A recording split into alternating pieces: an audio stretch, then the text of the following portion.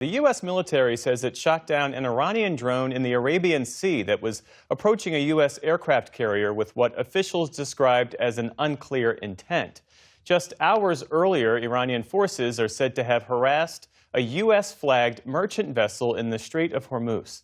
The two developments come as Iran's president called for fair and equitable negotiations with the U.S. in talks scheduled for later this week. That marks a shift in tone following weeks of heightened tensions between the two nations over Tehran's bloody crackdown of protests that left thousands dead. Russia renewed its attacks on Ukrainian energy targets overnight, just a day ahead of planned peace talks aimed at ending the nearly four-year war. The bombardment included hundreds of drones as well as missiles and knocked out heating in parts of the capital, Kyiv, which is suffering one of its coldest winters in years. It comes as Russia and Ukraine differed on a timeline for a pause on hitting each other's energy infrastructure. That temporary halt was requested by President Trump last week. Speaking alongside NATO chief Mark Rutte in Kyiv today, President Zelensky said the pause was supposed to expire this coming Friday.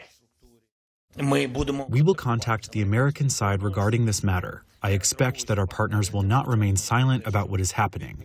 It is critical for everyone to continue to support the defense of our country.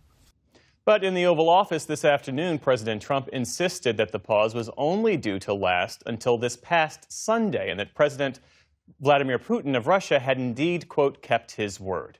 President Trump says he now wants $1 billion in damages from Harvard University to settle a long-running dispute over alleged anti-Semitism on campus.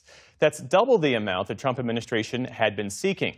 And it comes after the New York Times reported that Mr. Trump was backing away from a demand for a cash payment from Harvard.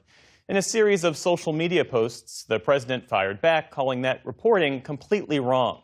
Harvard has been fighting the administration in court over its efforts to freeze billions of dollars in federal funding and to hinder the school's ability to enroll foreign students. Disney named the head of its theme parks, Josh D'Amaro, as its new CEO. The 54-year-old replaces longtime Disney head Bob Iger and becomes just the ninth boss in the company's more than 100-year history.